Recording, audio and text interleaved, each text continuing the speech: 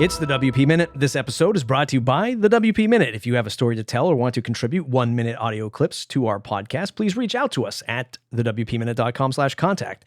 We're looking for your voice around the topics of Gutenberg, full site editing, WooCommerce, the future of WordPress, and by the way, we've now switched over to Slack from Discord. So if you want to become a member at buymeacoffee.com/MattReport to contribute to the weekly news, you know where you'll find us. You'll find us in Slack now. No more Discord. Buymeacoffee.com/MattReport to join the Slack group and the membership.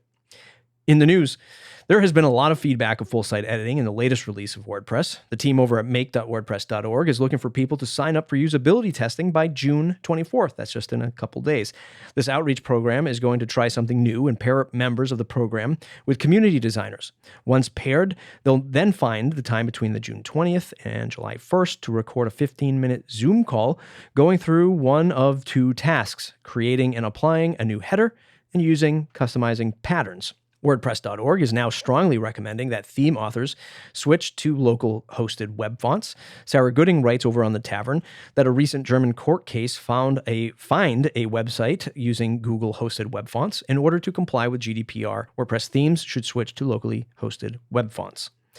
Are you still recovering from WordCamp EU? There are two reviews from media supporters that you may want to check out. Bob Dunn and Matt Medeiros recorded their experiences. And there are nearly 3,000 event photos. If you'd like to see those, click the link in the show notes. It's a photo album on Flickr. Andrew Palmer reviews his WordCamp EU experience right here on the WP Minute. Nathan Wrigley interviews Matt Mullenweg on the Jukebox podcast, hosted at the WP Tavern.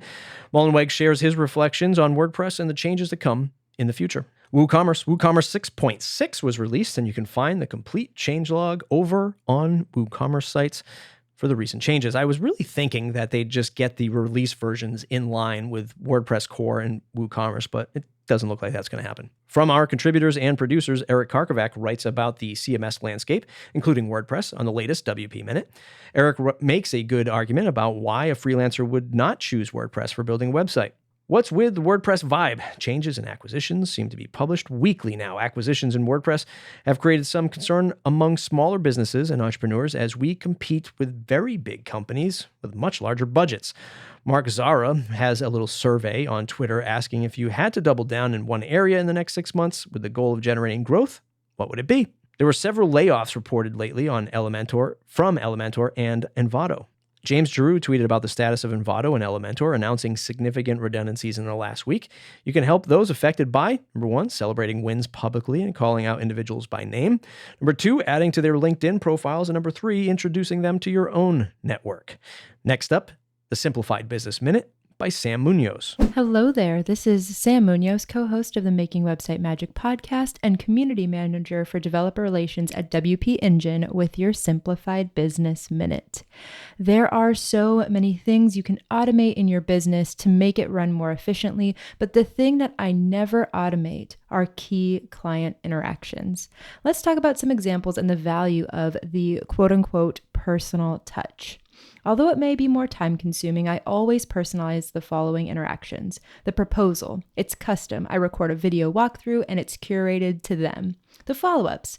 Everyone has different life circumstances. When I'm following up, I mention their individual humanity.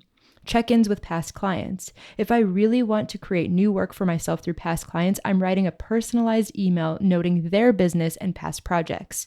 And gratitude. When a project is over and I'm expressing gratitude, sincerity goes a long way. To make this easier, I have templates to work from, but there are always elements of personalization to ensure the human element doesn't get lost. In such a virtual business, infusing humanity can be the difference between an email or outreach that is overlooked and one that results in new opportunities and growing client relationships. New members, we'd like to welcome Mark Westgard to the WP Minute community and Sarah Gooding for her donations at the WP Minute, and Carrie Dills as well, coming in with 5 digital coffees. Thanks to all of the members who shared these links today, Eric Karkovac and Raquel Landefeld. Thanks to you, dear listener, for tuning in to your favorite 5 minutes of WordPress news every Wednesday. You can support independent content like this by purchasing us a digital coffee at buymeacoffee.com/MattReport. Join the Link Squad membership for $79 a year to support the show and become a producer at buymeacoffee.com/MattReport. That's it for today's episode. If you enjoyed it, please share it wherever you do social media. jump on the mailing list at thewpminute.com.